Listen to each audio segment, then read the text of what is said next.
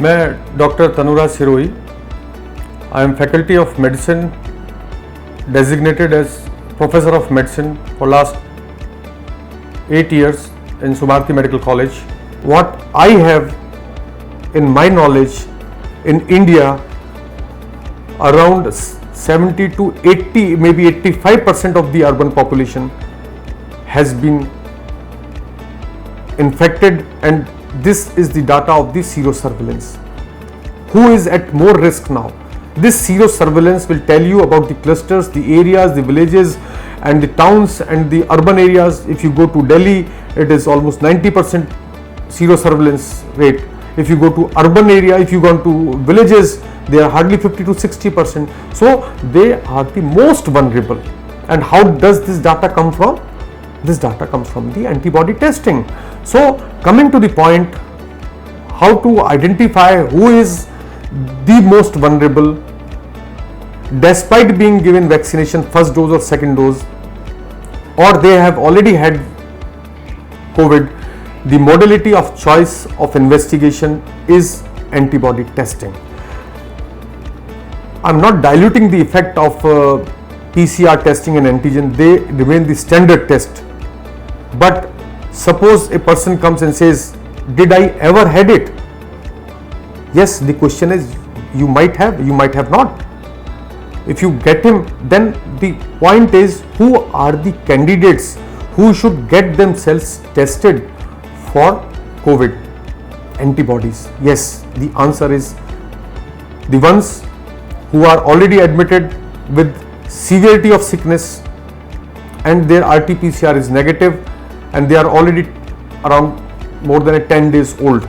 Then comes the role of antibodies. Yes, you can pick up antibodies after 10 days. This is super important.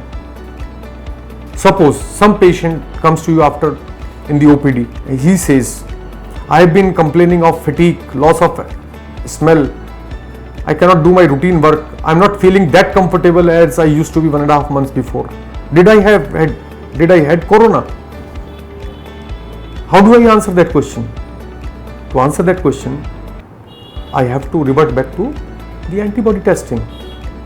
So it is so super important to decide about whether the vaccination drive which is going on is helping you or not, or the resurgence of second COVID wave is that had led to some kind of serosurveillance positivity or not. This is a super important message which I want to convey, can be redefined by antibody testing and nothing but antibody testing.